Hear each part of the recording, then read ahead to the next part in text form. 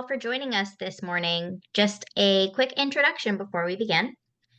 Foster the Future Alaska is a grassroots organization that advocates for child-centered legislation and policies, promoting the stability and wellness of youth in foster care across the state. Formed in late 2022 in response to pressing need, our mission is to be a catalyst for systemic change in Alaska's child welfare system. We currently have representation in the Northern, Anchorage, and South Central OCS regions. If you are interested in learning more about what we do or actively working alongside us, please reach out via the email in the chat box and we will be in touch. Systemic change begins with awareness of the issues at hand. One of the ways we've sought to bring about that awareness is by unifying and giving a meaningful platform to the Resource Family Voice through an annual survey. This survey explores the relationship between the resource families and other members of a child's care team, examines the accessibility and efficacy of services and supports available to these families and the children in their care, and gives voice to their experiences and uniquely qualified perspectives as the day-to-day caregivers for one of our state's most vulnerable populations. We had the opportunity to share our 2023 survey results with members of the OCS leadership team, including State Director Kim Guay, Deputy Director Kim Swisher, Division Operations Manager Travis Erickson, Social Services Program Administrator Sarah Bromchek and Tandra Donahue, Social Service Program Officer Barbara Cosolito, Yuri Miller from Community Care Licensing, and Kristen Moore from the OCS Medical and Mental Health Unit. We also presented for the Department of Family and Community Services, including Commissioner Kim Koval and Deputy Commissioner Clinton Lacey, Legislative Director Laura Steidel from the Office of the Governor, Chief Assistant Attorney General Chris Robinson from the Department of Law, legislative representatives from the House Health and Social Services Committee, and the Resource Family Advisory Board. In November of this last year, we again met with OCS Director Kim Guay, as well as various members of her leadership team, and shared the results of our 2024 survey, along with a list of specific recommendations we'd like to see the department pursue. OCS was invited to submit a public response to be shared with you today, but unfortunately chose not to. As we spend this next bit of time going through these results together, we invite you to join our advocacy efforts by reaching out to Director Guay directly, sharing your stories, and asking her to give serious consideration to the offered recommendations. We will leave her email address in the chat box. Without further ado, let's go ahead and start.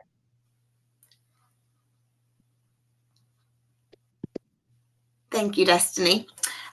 This year we requested that only those who are current resource families at the time of the survey's publishing or were resource families for some period within the 2023 or 2024 calendar years actually participate. We received 142 responses. This is slightly more than what we received last year when the parameters were far wider. So we're excited for the increase in participation alongside the more current data. These first few slides will explore the demographics of our participants.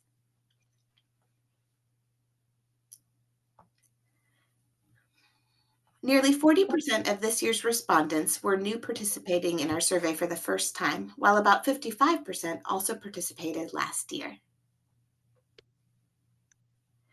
We had statewide participation in our survey as shown. Looking to a breakdown of current licensed foster homes, we see that, with the exception of the South Central region, participation appears to have been fairly proportional to the licensed homes within each region.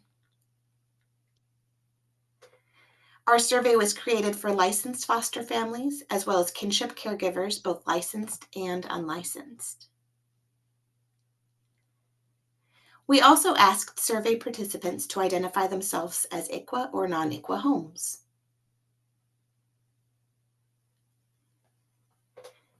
We then asked a series of demographic-specific questions with answers being optional. We start with, if you are a kinship caregiver, how much time elapsed between receiving formal notice your relative child was in out-of-home care and their placement with you? Did you encounter any barriers in this process? The following are some of the responses we received. Even though I have no criminal background and have no concerning things in my life whatsoever, it still took 6 months for no reason at all.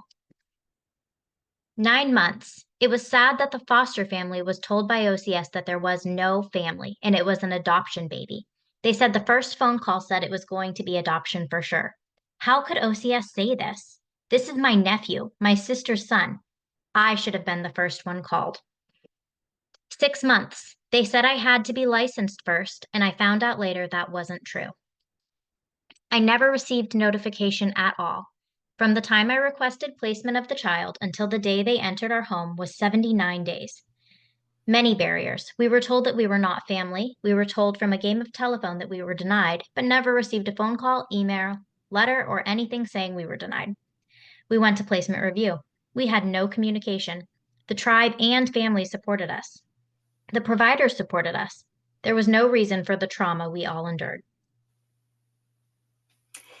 In a special review of OCS compliance with foster care reform laws issued in November of last year, it was found that 80% of the unlicensed relatives reviewed as part of the audit did not go on to obtain a foster care license.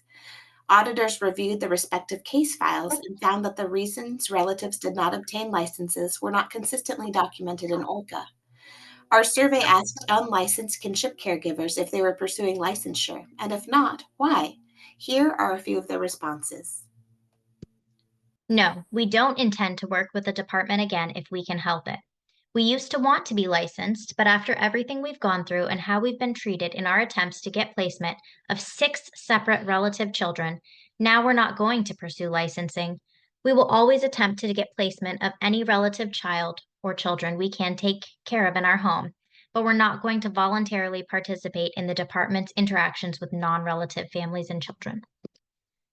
No. Licensing is an arbitrary set of regulations that OCS breaks when they feel like it and holds to when they feel the need to abuse their discretion and their power. No, because they want me to do things to my home that are not available in my community. I asked for help with trigger locks or a gun case, and they said that's my problem.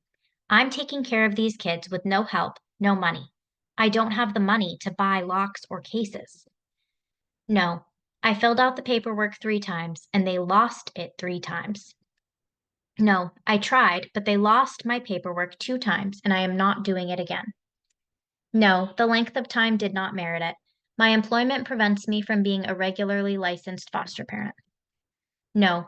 Firstly, I didn't know I could because the caseworker never spoke about it to me. Secondly, what's the point this far in now? Funny enough, now OCS asks me to get licensed. Why? Because they want me to take other kids. No, it's just one more department to fight with. I am unable. We then asked licensed foster families holding non-child specific licenses to identify which of the following designations best describes them and their intentions. We found that 34% currently are licensed, but they intend to renew. 37% are currently licensed, but they intend to close when their current case is complete. 17% are currently licensed and unsure what they will do after. 10% were licensed for some portion of the 23-24 calendar years, but have since closed their licenses. And 1% are currently licensed or licensed for some portion of the last 2 calendar years, but were unable to renew due to home capacity. We then asked families that have closed their licenses or intend to close when their current cases are complete to identify what factors are present in their decision to do so. Following are a selection of the 68 responses received. We would have likely continued to provide care, but the way OCS prioritizes literally everyone but the children had us so worn out we could no longer continue in good faith. We became foster parents to help children, but the department seems to stand in the way of that more often than not. I have felt deeply unsupported and often even attacked by OCS. While I have occasionally had the opportunity to work with phenomenal caseworkers, they are often undercut by leadership. I have often described serving as a foster parent as a way to ensure you have zero control over your life. We will close because OCS is dysfunctional. They still blame COVID. Sorry, but a virus did not make it this way.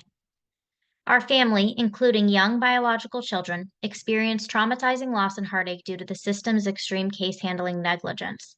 It was so very needless and avoidable.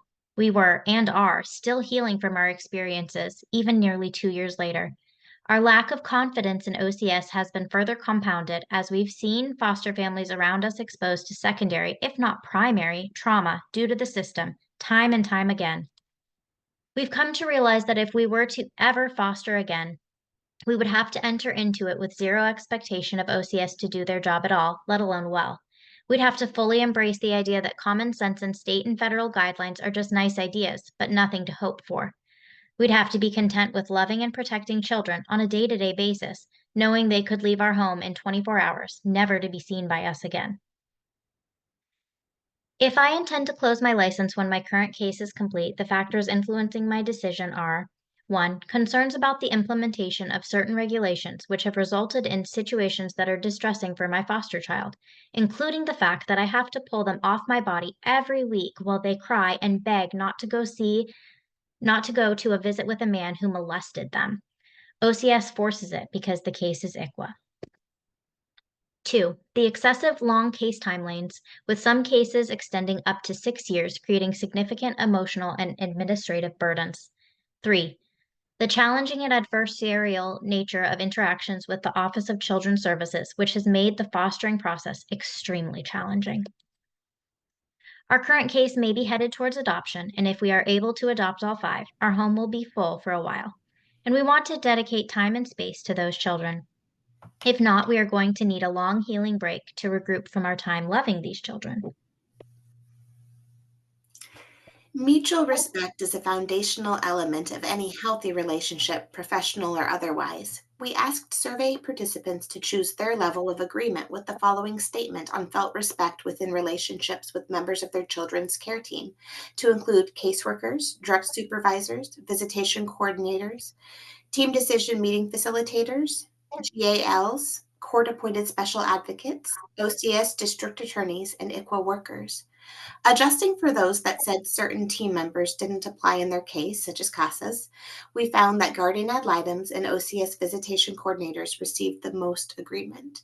We're going to go ahead and flip through these next few slides fairly quickly. If you would like to see them individually, go ahead and drop your email address in the chat box and we can send those slides to you.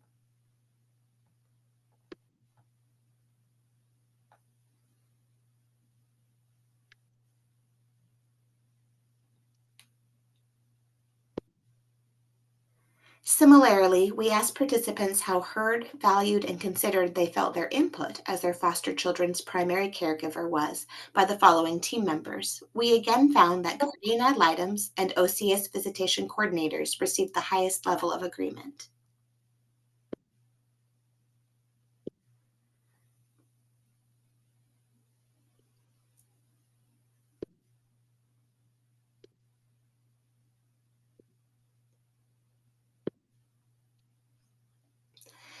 We'll now transition to a series of I feel statements that examine different ways a resource family may experience Alaska's child welfare system, with 5 levels of agreement to choose from. The first statement reads, I feel I can respectfully advocate for what I believe to be in my foster children's best interest, whether in agreement or disagreement with OCS, without fear of any level of retaliation from the same agency. Rounded, we see that 60% of our participants somewhat or strongly disagreed. 25% somewhat or strongly agreed, and 15% selected neutral. Following many of our feel statements, we gave space for participants to expand on their selections through written comment. Having received over 1,000 short answer responses to different parts of our survey, we had to decide the best way to narrow them to a much, much smaller number to share with you today, while still representing them well. So for the following I feel statements, we attempted to represent the combined disagree comments and combined agree comments in proportion to those combined sections on the data graphs. I was told I needed to rescind my grievance and complaint to the ombudsman to avoid potential placement change. If I say anything, they threaten to take my niece and nephew. They say if that's how I feel about OCS, then they will find someone else to adopt my family. I'd rather say nothing and suffer, I guess, if it means I get to keep them. At this point, I don't even bother trying to advocate for what I believe to be in my foster children's best interest. The reality is they won't listen, and the fear of retaliation is very real. It feels like speaking up is an exercise in futility, only to be met with indifference or hostility and risking losing the children I've poured my heart into. The system seems designed to silence those who genuinely care, making it not only pointless, but dangerous to voice concerns. Our caseworker tries to be considerate and allows me to agree or disagree with the course of the case. She tries to shift things to better suit the children when she can, but from others there is always the threat of if you can't jump when we say, we will find someone who will. I've never really feared retaliation by OCS staff due to a disagreement. I will strongly advocate for my kids. I've experienced retaliation once and I went above that individual's head to have it resolved. Our next statement reads, if I have concerns about how my foster children's cases are being managed, I feel safe addressing them without fear of reprisal. 56% of respondents somewhat or strongly disagreed, 27% somewhat or strongly agreed, while 18% were neutral. Here are a few of their thoughts. All a caseworker has to do is decide they don't like you. I've had a caseworker work extremely hard to ensure previous foster children of mine were not placed back in my home, even though that is the appropriate placement when family is not available according to OCS guidelines. The only reason I knew these children were back in care is because we had excellent relationship with bio parents who called me and begged me to take the children. The kids were sitting in an OCS office for 8 hours looking for alternative placement. This all happened because I advocated for my foster children and had previously filed a grievance against the worker. Regarding the fear of reprisal question, there is no safety as an OCS foster parent, none. The trauma as a family we have endured based on fear of their actions afterward are unfathomable. I find myself making sure everything is perfect all the time just to give them nothing. My anxiety is through the roof, and it feels as though they treat us as though we got our children removed, we abused them, we harmed them. I have never felt so scared because OCS will absolutely abuse their power and hold it over your head. Absolutely not. The caseworker threatened to go to my licensing worker and report me for being uncooperative if I didn't supervise Saturday and Sunday visits with unsafe extended family member. I think now it's better. I feel if I raise my voice too much, the child that has been in my home for 18 months would be moved. The GAL would push against this, but I do not believe OCS recognizes the attachments formed. I have not experienced reprisal at this time. Our next statement reads, I feel the wellness and safety of myself and my family is given consideration by OCS as they are reasonably and legally able. 63% of respondents somewhat or strongly disagreed with the statement. 23% somewhat or strongly agreed, while 13% were neutral. Here are some of their thoughts. I was literally being stalked and harassed by bio family and OCS did nothing, just explained how sad they must feel to be without their child. Meanwhile, my family was literally unsafe with escalating behaviors. Kids are an object to them. We are a resource. They act like we are their employees. If I worked for OCS, I would quit. Honestly, OCS does not care. The system does not care. We are a roof and a bed. Sacrifice your life, your children, your everything, and don't ask questions. Supervised visits with bio parents and not even be told one of them is a sex offender? That is so unprotective. My GAL needed to remind my caseworker in front of a judge that my safety was important. I am being actively stalked. We are treated like a commodity, also known as a resource. They will drain you like a well, not ever pouring into you or checking on your mental health and well being. Loving children and grieving them is seen as weak, as anti reunification. It isn't. Strongly agree, because it's not an equal case. When BioMom became unsafe, OCS went out of their way to make sure I had no contact with her. They were honest about what was going on in visits so I could make safe decisions for my family outside the office. Our next statement reads, I feel the Office of Children's Services communicates with consistent integrity with myself and others involved in my foster children's cases. 67% of respondents somewhat or strongly disagreed. 21% somewhat or strongly agreed, while 13% remained neutral. Here are some more of their thoughts. Integrity is being honest. Many caseworkers do not know policy, and so they, in the day to day, make up lies as fact. And since they are the caseworker, it is believed as truth. If you don't take the time to research and understand the policy and prove the worker wrong, the case will not go according to policy and procedure. It is my impression that one can never trust anything OCS representatives say to be true. All may be true or may be completely false. There is no integrity with OCS. I assume they don't even know what that means. Falsifying records, documenting visits that never happened, writing court reports with information that is inaccurate. Saying things are fine when they are, in fact, very not. Everything about our kid's case and the way the worker does it continuously is wrapped in half truths. Take it all with a grain of salt. I think some workers try to communicate and act with integrity, but my experience has shown that there are also workers who lie, evade, and ignore. This makes it difficult to have faith in any or all of the workers until a trusting relationship can be developed. As far as I know, I have no reason to believe our foster child's team is lacking integrity in this case. Currently, we have a new caseworker and a new JL, so my main concern is the case falling through the cracks. Our next statement reads, I feel the Office of Children's Services consistently communicates with me in such a manner that I am able to effectively care for my foster children with reasonable timeliness. 63% of respondents somewhat or strongly disagreed, 20% somewhat or strongly agreed, and 17% were neutral. As a follow-up question, we asked participants to select methods of communication they utilize regularly, allowing for more than one answer. We found that 73% selected phone calls, 76% email, and 85% text message.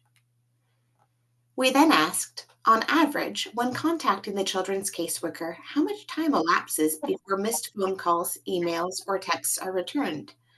Rounded, we found that 28% answered 1 to 3 days, 17% said 4 to 7 days, 16% chose 8 to 14 days, 15% selected 15 to 30 days, and 1 in 4 of participants answered greater than 30 days or never.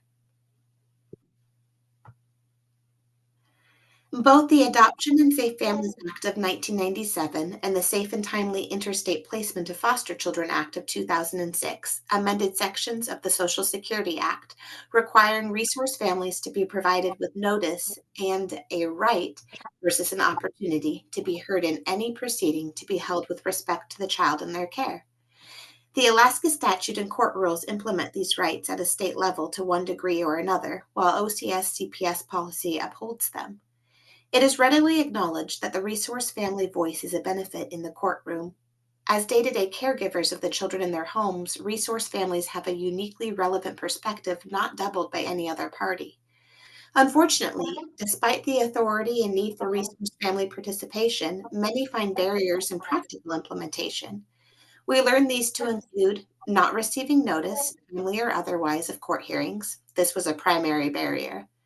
Not knowing they could speak in hearings, or even being told they weren't allowed to, waiting to be given explicit opportunity or directive to speak within the hearing, which may or many times may not come, not wanting to speak out of turn, overstep, or interject themselves, a lack of time during brief hearings for them to speak, not knowing what they are or are not allowed to say, not feeling as though their input would be valued, and work schedule conflicts with hearings.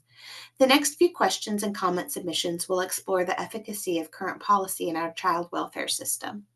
We asked, do you receive actual notice of court hearings involving foster children placed in your home within a reasonable time before such hearings? 53% of our respondents answered no, 32% sometimes, while 15% said yes. We then asked, if you sometimes or always receive such notice, how do you receive it? 37% answered a formal mailed notice, 39% communication from caseworker, 42% at previous hearing, and 27% selected other. When we asked them to elaborate on the other option, we found that some of these caregivers were referring to their foster children's guardian ad litem, and sometimes to other parties, such as biological parents, involved attorneys, ICWA workers, or foster parents of other siblings. We then asked, do you exercise your right to be heard during court hearings involving the children placed in your home? 23% answered no, 32% sometimes, and 45% answered yes. Here are a few of their thoughts. I am not comfortable talking in court, and I'm not sure what I am and am not allowed to say. I don't want to speak out of turn. I have never been informed of court dates, but I will sometimes hear from the GAL after the fact. It is incredibly difficult to exercise this right if the judge does not ask or address you specifically. One of our judges, Judge Matthews, always asks me for an update, and it is so appreciated. Others never ask, and interrupting or interjecting in court feels rude and impossible. Almost never. We weren't really included in hearings. No one asks for our input. How do you properly interject yourself in a 5 to 15-minute hearing? No one knows these kids like we do, and if we don't speak for them, their needs are never heard. Yes, I always exercise my right to be heard during court hearings. I update the judge on both the good and the bad because often I'm the only one who even remembers the child's age or gender. It is crucial that I speak up to ensure their needs are truly represented. Yes, because I like to point out all the wrong statements that OCS makes about the case and the kids, politely, of course, because I would be terrified they would take the kids if I said it the way I wanted to. We share that some states across the nation, such as Nebraska and Minnesota, allow foster parents and other caregivers to submit information directly to the court in writing, sharing links to some examples. We explained that they can be an alternative to sending and speaking in court in those states and asked if it would be helpful if Alaska were to adopt a similar form. Over 90% of our respondents replied affirmatively, saying the following. This would be amazing. So frequently, foster parents are not able to speak in court or just have 1 to 2 minutes. Sharing months of updates in a couple minutes is not effective. We need a way to share the truth of the case from the position of the primary caregiver. I enjoy calling in during the hearings, but I can understand how this may not be an option for every hearing for some families. Having another form of communication for sharing important information would add flexibility. It would be helpful because then I could prepare it ahead of time and take the time to think about my words and to be sure they are appropriate. The GAL submits info for me, but that's because she is really proactive. If we didn't have a proactive GAL, it would be nice to do it myself. As primary caregivers and a third party that is privy to interactions with every legal party, our input is absolutely essential. A uniform court report would be great and easy for a judge to use comparably time after time. Having a court form that a foster parent can submit to the judge is a good idea for several reasons. 1. Consistent updates. It ensures that the judge receives regular structured updates on the child's well-being and progress directly from the primary caregiver. 2. Accurate information. Foster parents can provide firsthand insights into the child's daily life, needs, and any concerns that might not be fully captured by the caseworkers or other reports. 3. Child's best interests. It helps ensure that decisions are made with the child's best interests in mind, as foster parents are often the most familiar with the child's unique circumstances and needs. 4. Enhanced communication. This form enhances communication between the courts and the foster parents, creating a more transparent and inclusive decision-making process. 5. Empowerment. It empowers foster parents by giving them a formal avenue to voice their observations and concerns, making them feel more involved and respected in the case management process. This would be great for working families to share information with the judge and all parties. It would be really nice for our view of the child we have been caring for 6 years to be heard. Yes, because I want to provide input when I have time to collect my thoughts and fully contribute meaningful input. Direct communication seems as if it would be most beneficial, especially coming from the day-to-day caregivers. Because the court dates move so often, with little notice of rescheduling, it would be nice to be heard regardless of if we can rearrange our day because we weren't informed of the new date and time. I would absolutely submit information in writing to the court because I believe it would be read by a judge at some point. With the support of data received in our survey, Foster the Future Alaska put forth a series of recommendations to the Office of Children's Services. Recommendation number 1, support the creation, adoption, and routine implementation of a caregiver court communication form within the state of Alaska. We requested that currently actionable, they provide training for OCS staff on the caregiver's legal right to receive actual notice in advance of hearings involving children in their care and to be heard within such proceedings. And as a legal party, facilitate the OCS collection and court filing of written communication received by caregivers. We then turned our focus to the efficacy of the current OCS grievance procedure available to resource families and kinship caregivers. We asked, have you ever utilized the Office of Children's Services grievance process? 82% of respondents answered no, while 18% answered yes. We then asked, if you answered yes to the previous question, was your complaint remedied? 71% answered no, 25% partially, and 4% said yes. We invited participants to share more about their experiences using the OCS grievance process. Here are a few of the comments received. I find it a joke that people you are including as part of your grievance, such as supervisors, are part of the grievance process. If they were doing their job, then I wouldn't be filing a grievance. So sure, try to fix the thing that you were a part of. We all know they do it to check a box, not to actually fix the problem. I also requested a next level review and never received word back on it.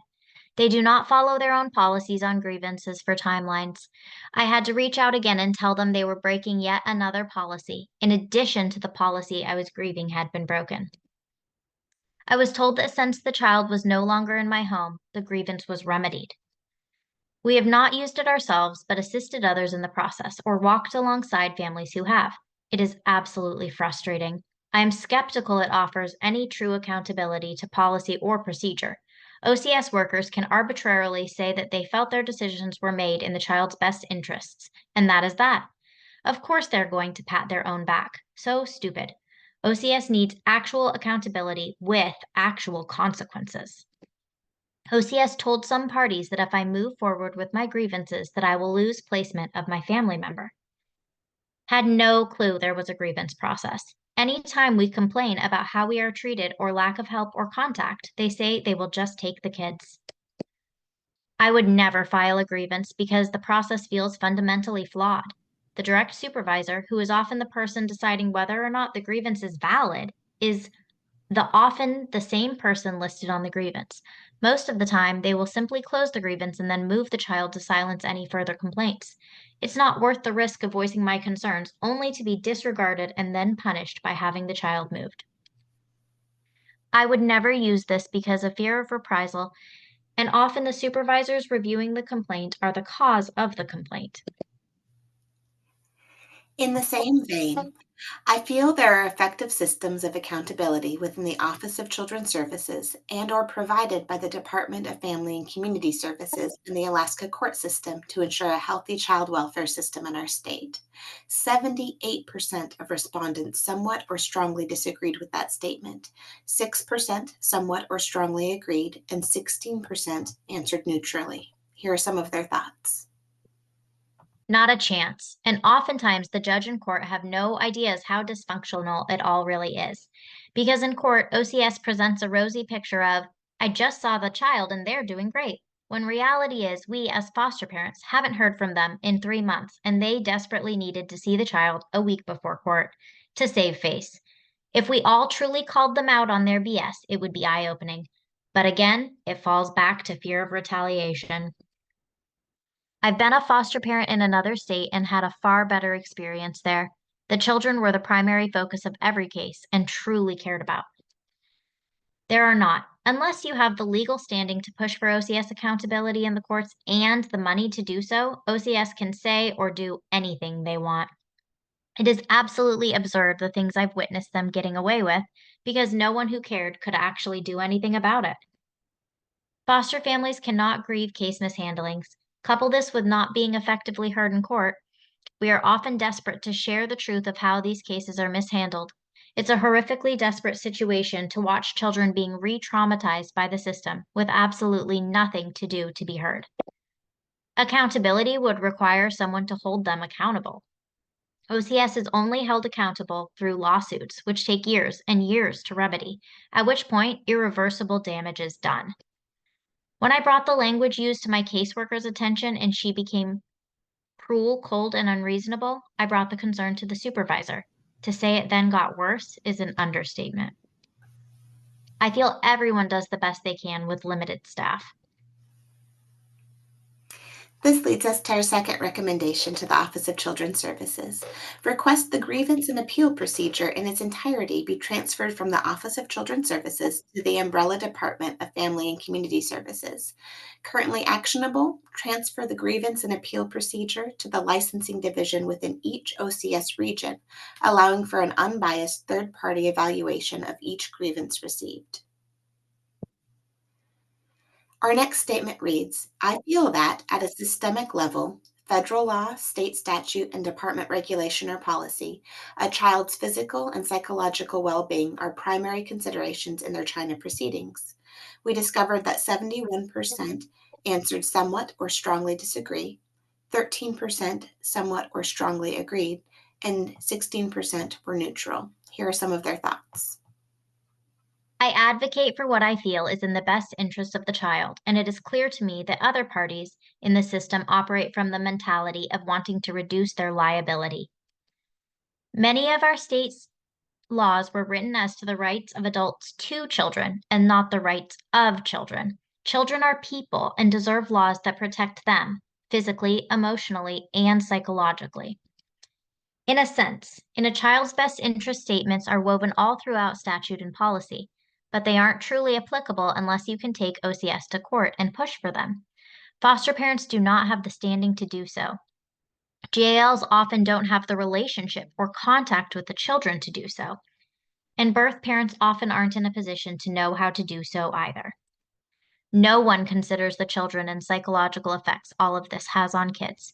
It's all about covering their butts to comply with federal regulations and funding, not what's in the best interest of the children. No, children are in the system for far too long because of repeated efforts to reunify. They're in the system for years. That is not healthy in any way. Agree, only because of my GAL and ICWA worker. Our third recommendation reads, support research-backed continuing legislative efforts to recognize and prioritize a child's physical, mental, and emotional well-being. In non-emergency circumstances, thoughtful, well-supported, and clearly communicated placement changes are in everyone's best interest. Alaska statute states that resource families are entitled to advance notice of placement changes, but doesn't define what adequately constitutes advance. The Alaska Administrative Code doesn't offer guidance in this area either. However, OCS policy is to give 10 days written notice when possible and at least 2 days written notice when not. OCS policy also states that services should be provided during the transition period to help prepare all parties for the placement change and to help the family, resource family, or child cope with their feelings about the change or termination of placement. In exploration of the efficacy of these policies, we asked survey participants the following question. Considering your most recent experiences of children transferring from your home to another placement, not to include reunification, when a court order or emergent safety concern were not department factors, how much notice were you giving children in your care given prior to the transfer? We found that only 1 in 4 respondents received 10 days or more notice, while over 30% received fewer than 24 hours. Here are some of their thoughts. Requested 10 days considering the child had been in our home 10 months and at just barely 3 years of age would not understand moving to an aunt she barely knew. The caseworker tried to move her in less than 24 hours, but I complained and fought and was granted a little less than 3 days. 3 days is nothing.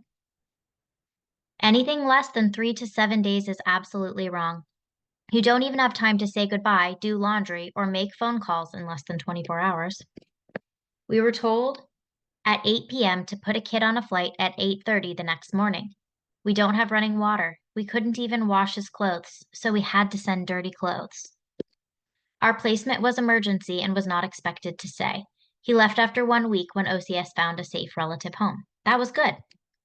Less than 10 days, and when I pointed it out, I was told my notice was in the mail. It came several months later. Our oldest child was visiting family out of state and did not get to send off our young one after 2.5 years because of rushed transition.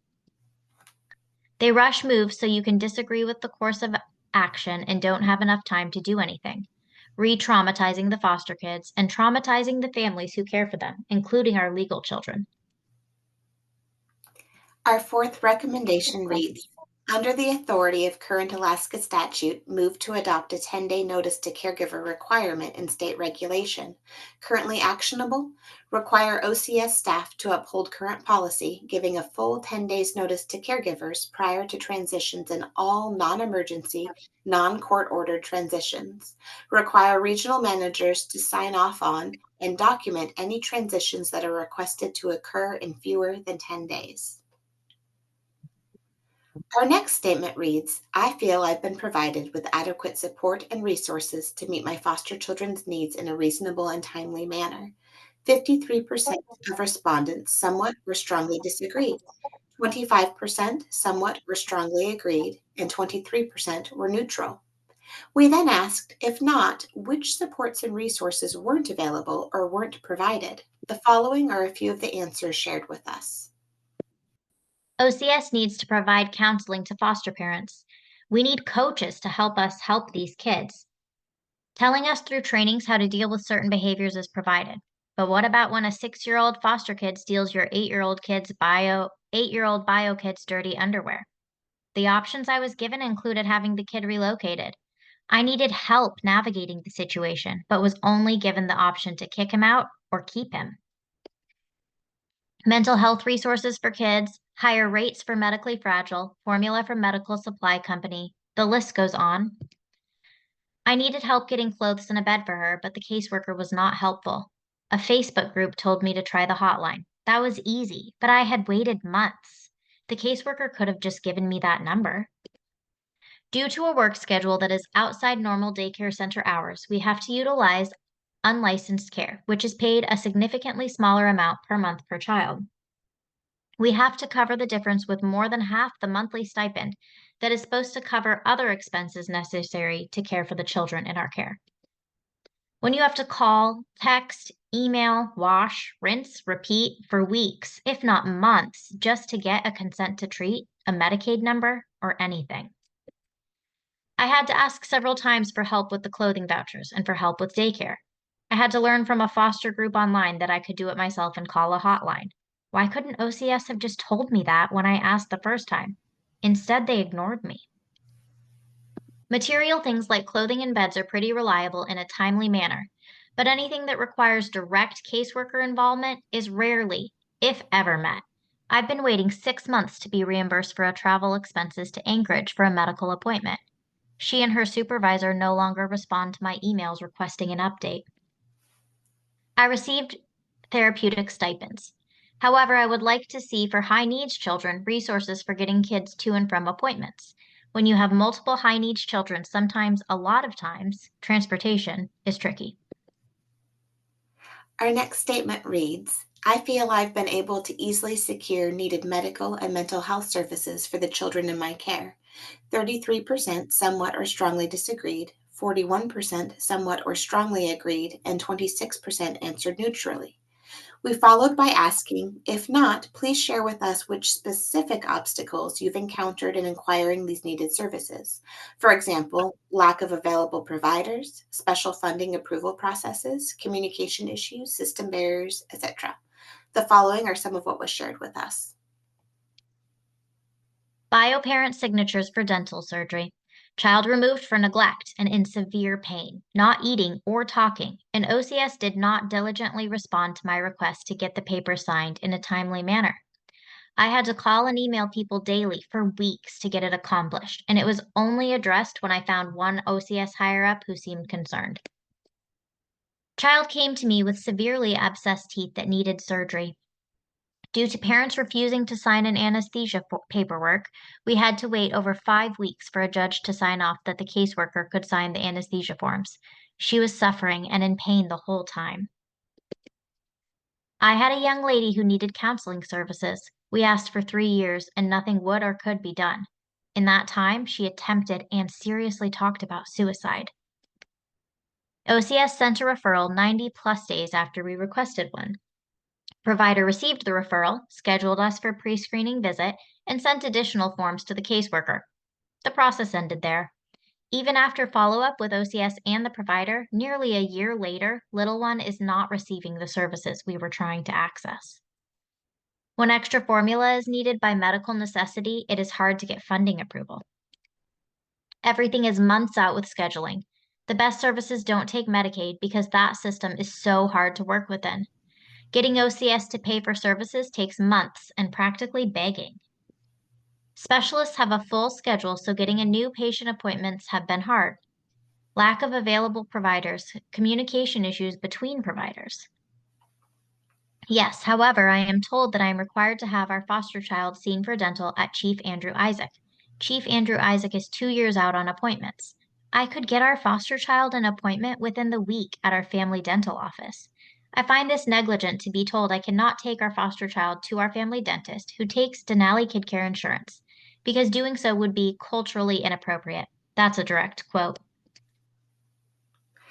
Resource families sacrifice so much on the daily to care for the children placed within their homes. Having a solid why to hold on to when the going gets rough can be sustaining. We asked families to choose how they best related to the following statement: I feel I am able to make a positive and enduring difference in the lives of children I care for as a foster parent. While 75% agreed, 22% chose it's nuanced, indicating the answer may not always be so cut and dry. Children experience temporary safety, but not security. In the day to day, you can show children that safe and healthy homes exist, that they matter and meet their needs. But then the system, its outdated policies and procedures, and people who don't know or see the children can cause harm at a moment's notice. But that harm isn't remembered as the department. It's remembered as trauma, as another adult who the child lost, as a mom who loved you and you never heard from again. It is felt as abandonment. We as foster parents don't want to be part of a child's traumatic story, but we are forced to by this horrible system. I really hope so. That's why I do this. Babies will never leave my house feeling unloved or unsure whether or not they belong with us. I can't control decisions made for them, but I can control their experience in my home. I hope this is the case. No matter what the caseworker is doing or what the courts are doing, while the kids are in my home, they know love, safety, and what a healthy family looks like. Even in the midst of chaos that they are experiencing, I hope that can bring them small comfort. I open my heart, my home, and my family to meet the needs of a child in our care. We do this from our hearts, to protect and love, to be a dependable adult in their life. Yes, by providing comfort and routine, stability, and creating a safe environment for them to hopefully thrive within. By addressing behavioral issues with patience and care, encouraging positive communication skills in hopes that will improve their quality of life. As you may or may not be aware, the state of Alaska has experienced a net loss of 400 homes from federal fiscal year 2020 to 2024. Resource family retention is vitally important to the overall health of Alaska's child welfare system. A license closed isn't just a loss of a better two, it's the loss of experience, which is to everyone's detriment. It is also important to consider the effect rapidly closing licenses has on community recruitment efforts. Word of poor experiences travel far and wide. With that in mind, our final statement reads: based on my experiences, I would recommend becoming a licensed resource family within Alaska to my friends and family. 58% of respondents answered no, 23% said yes, and 19% said it's nuanced. Here are a few of their thoughts. You will never feel whole again. You will always feel the very real threat in your life. You will live in a constant state of fear and anxiety. You will feel used, abused, and shamed for doing the absolute right thing all the time. You will sit in the most toxic relationship you have ever experienced and both want to be there because of the children and also want to run away and hide. You will have children you love and care for dangled over your head. I could not recommend any friend or family subject themselves to this journey. Every foster parent I know has legitimate PTSD from their time working within the department, and it's seen as a choice we made, so our experience and trauma is invalidated. Being a foster parent has been the most rewarding and destroying aspect of my adult life. I've been able to help change the trajectory of many children's lives, but at the same time, I have sacrificed the stability and peace for my own children. It played a big role in the destruction of my marriage. It has been exhausting and stressful, but at the same time, I have learned many things I probably would have never known. We've been doing this for 10 years, and for the first time, I can say I don't recommend it. For the first time, I feel that how OCS is handling our case is causing unnecessary harm and more trauma. I want to be a part of the solution, not a part of the problem, and I focus on making my corner of foster care better. But when we are required to do things by OCS not in the best interest of the child and against OCS's own policy, it's hard to feel like I am part of improving things. It is very difficult to deal with OCS and the state. You are left on your own a lot, and depending on the child and situation, it could make things even more difficult. People do it in spite of all that because the kids need someone who genuinely cares for them and is willing to do the hard thing for them. These kids deserve someone to fight for them, to love and protect them, and care for them. Sometimes a foster parent is their only hope and option. If a foster parent won't fight for them, who will? Because it's for the youth in our community, yes, I would recommend. However, I would strongly support and share the good and ugly with the potential new foster family so they are not blindsided. Basically, I would say do it if you can do it with the added stress of dealing with all the parties and their added stressors, and if you can deal with the challenging behaviors and situations with the children. Basically, do it if you can handle all the stress involved and don't expect support from anyone in the system. In wrapping up our presentation, we'd like to again summarize the following 4 recommendations that we believe are vital to a healthier child welfare system within Alaska and realistically actionable for OCS and DFCS. Number 1, support the creation, adoption, and routine implementation of a caregiver court communication form within the state of Alaska. 2, request the grievance and appeal procedure in its entirety be transferred from the Office of Children's Services to the Umbrella Department of Family and Community Services. 3, support research-backed continuing legislative efforts to recognize and prioritize a child's physical, mental, and emotional well-being. 4, under the authority of current Alaska statute, move to adopt a 10-day notice to caregiver requirement in state regulation. Closing out our survey, we wanted to give resource families and kinship caregivers the opportunity to recognize OCS employees that have gone above and beyond in serving the children and families on their caseloads. The response was overwhelming, and we're excited to honor them here.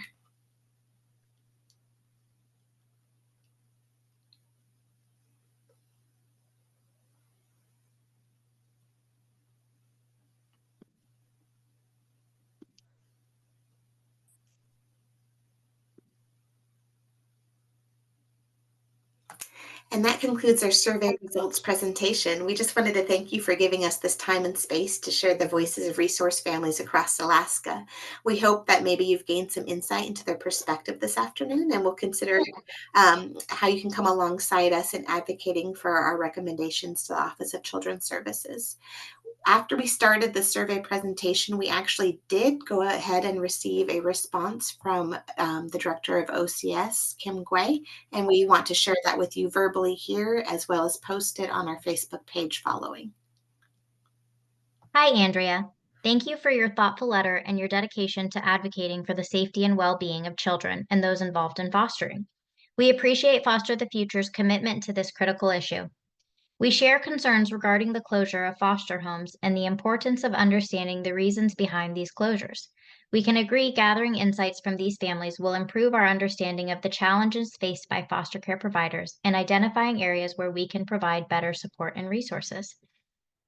Furthermore, we will explore the feasibility and potential benefits of implementing exit surveys for foster care families.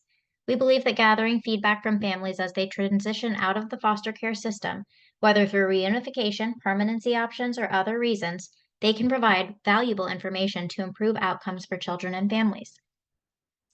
We are committed to continuously improving our foster care system to ensure the best possible outcomes for children in our care. We value your input and will carefully consider your recommendations as we strive to create a more supportive and nurturing environment for foster families.